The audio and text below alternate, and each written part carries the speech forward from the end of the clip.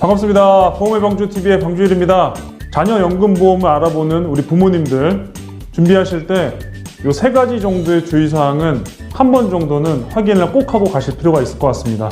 차후에 변경을 하신다 하더라도 계획적인 변경이 가능하실 수가 있잖아요.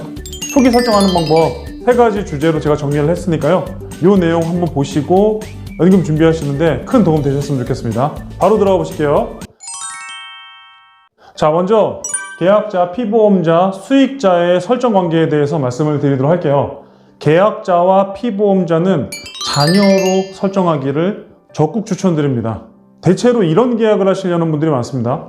계약자는 우리 부모님이 되시고 피보험자는 자녀로 해서 연금보험을 준비하신 다음에 피보험자인 자녀가 경제적으로 독립할 때까지 성장을 하면 그때 계약자를 자녀분께 변경을 해서 양도를 하시려는 분들이 계시거든요. 다른 건 다 차치하고요. 요거 한 가지는 오늘 짚고 넘어가야 될 것 같아요. 부모님이 계약자가 되시는데 그 집에 자녀가 2분입니다. 자녀 이름으로 연금보험을 30만 원씩 가입을 해주는 거예요. 월 납입보험료 150만 원 한도 내에서 비과세 적용을 받게 되시는데 어머니 계약과 자녀분들의 계약의 계약자가 부모님일 경우에는 계약자 기준으로 비과세 한도가 정해지는 거죠. 자칫 이 내용을 잘못 오인하고 계셨다가 부모님께서 뜻하지 않게 과세 처리가 되실 수도 있거든요. 또한 부모님을 계약자로 가입을 하셨다가 차후에 자녀에게 변경을 해주면 그 이후로 또 10년 이상 경과되셔야 비과세 요건에 해당이 되시죠. 계약자, 피보험자 설정에 대한 세팅은 다양한 방법으로 컨설팅이 가능하지만 대체로 자녀를 계약자와 피보험자로 설정을 하시는 게 계약 유지하시기에 무난합니다. 그러면 증여세는 안 나오는 건가요? 그 부분과 비과세는 별개입니다. 별개. 계약자와 피보험자는 자녀로 설정할 것. 다음 장 보실게요. 상담하다가 이런 말씀 많이 드려요.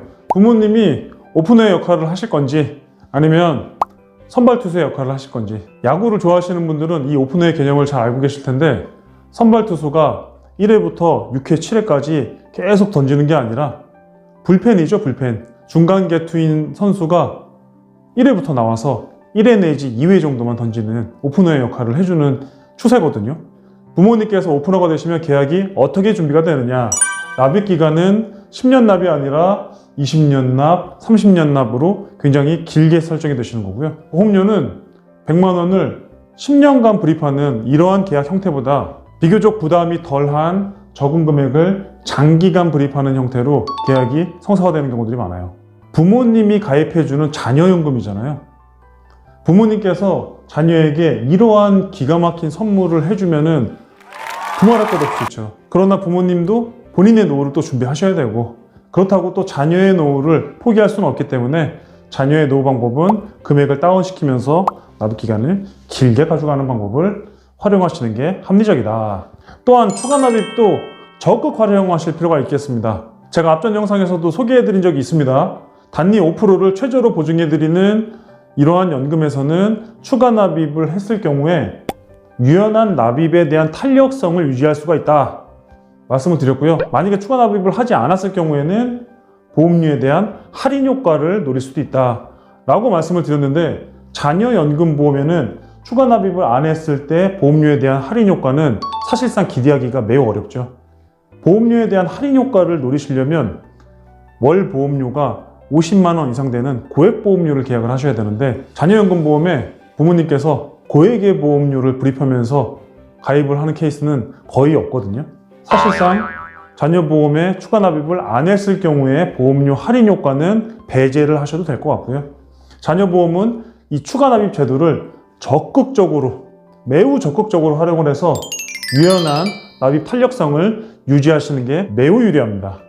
30만 원의 계약을 10년간 불입하는 게 아니라 10만 원만 계약을 하되 납입기간을 30년으로 늘려서 가입을 한 후에 자녀분이 추가 납입을 하실 수 있도록 적극적으로 권장을 해드리면 그 계약 또한 매우 연금액을 높게 쌓을 수가 있는 그러한 안정적인 연금을 받으실 수가 있습니다. 연금 개시 나이에 대한 설정상의 주의사항도 말씀드려볼게요. 자, 첫 번째, 우리 자녀가 10대예요. 15세에서 19세라면 조기연금 개시를 적극 추천해 드릴 수가 있겠죠. 특정 회사에서는 연금 개시가 45세부터 가능한 회사들도 있습니다. 대표적으로 이런 회사죠. DGB생명 같은 경우에는 45세 때부터 연금을 지급받으실 수 있기 때문에 매우 젊은 우리 자녀분들이 준비해서 연금을 조기에부터 종신토록 빨리 시작하실 수도 있습니다. 두 번째, 만약에 자녀분이 20대의 나이라면 보통 60세에서 65세의 연금 개시를 가장 많이 신청을 하시는데, 이때는 전문 용어죠. 장기 유지 가산율. 장기 유지 가산율을 반드시 확인하시고 연금 개시 시점을 정하실 필요가 있겠다는 거죠. 예를 들어 볼게요. 20세 남성이 60세 때 연금을 개시하면 유지 기간이 40년입니다. 40년. 40년이면 장기 유지 가산율. 장기간 유지했을 때 보험사가 보너스를 주는 제도. 장기 유지 가산율은 40년 유지 시에 30%를 득템할 수가 있기 때문에 60세 때 개시를 하셔도 굉장히 큰 연금을 받으실 수가 있게 되는 거죠.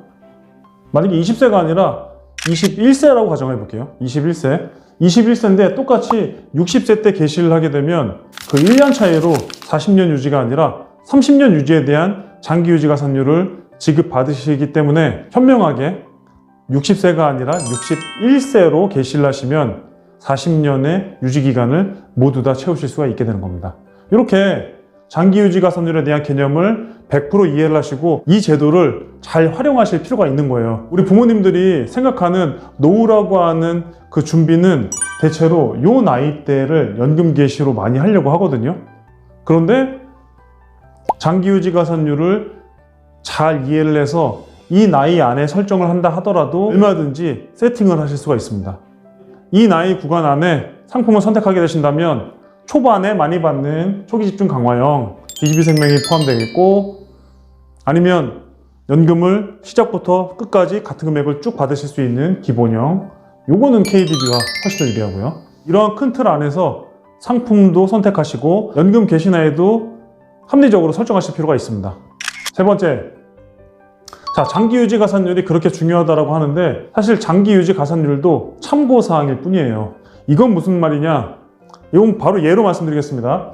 28세 남성이 연금을 준비하는데 장기 유지 가산율이 그렇게 좋다라고 하니까 무조건 난 40년을 꽉 채워야 되겠어 라는 생각을 가지고 68세, 40년 후죠. 68세에 연금을 개시하는 게 유리한지, 이렇게 설정하시는 게 유리한지, 그에 대한 비교는 꼭 하고 상품을 선택하실 필요가 있다는 거예요. 장기 유지 가산율이 무조건 좋다고 해서 40년을 꽉 채운다라고 하면 너무나도 먼 미래에 연금을 받으실 수도 있거든요. 때로는 60세 때 개시를 해서 월 수령액이 약간 적어진다 하더라도 총량을 더 많이 받으실 수 있도록 연금을 준비하실 수도 있습니다. 이러한 방법에 대한 연금 개시 나이 설정은 고객들마다 니즈가 다 다릅니다. 그렇기 때문에 반드시 전문가와의 긴밀한 상담을 통해서 나에게 맞는 설정을 하실 필요가 있는 거죠. 그 내용을 제가 상담 때마다 한 분 한 분씩 상황에 맞게 다 말씀을 드리고 있습니다. 자, 오늘 내용 정리 한번 해보겠습니다. 자녀연금을 준비하시는데 주의사항이 다양하게 많을 수 있지만 말씀드렸던 요 세 가지. 첫 번째, 계약자와 피보험자는 되도록이면 자녀로 설정할 것.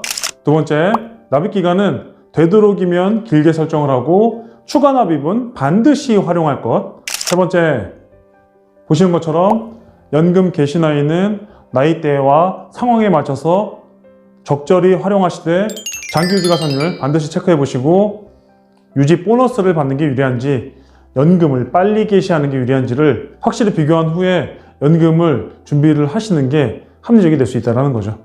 연금을 준비하시는 많은 분들이 단 한 명도 연금 보험으로 실패하는 분이 없기를 바라는 마음으로 오늘도 영상을 찍었습니다. 오늘은 여기까지 말씀드리도록 하겠습니다. 도움이 되셨으면 구독과 좋아요 또 많이 눌러주시고요. 주변 분들에게 많은 또 공유를 부탁드리도록 하겠습니다. 다음 시간에는 더 참신한 정보를 가지고 인사드리도록 하겠습니다. 감사합니다.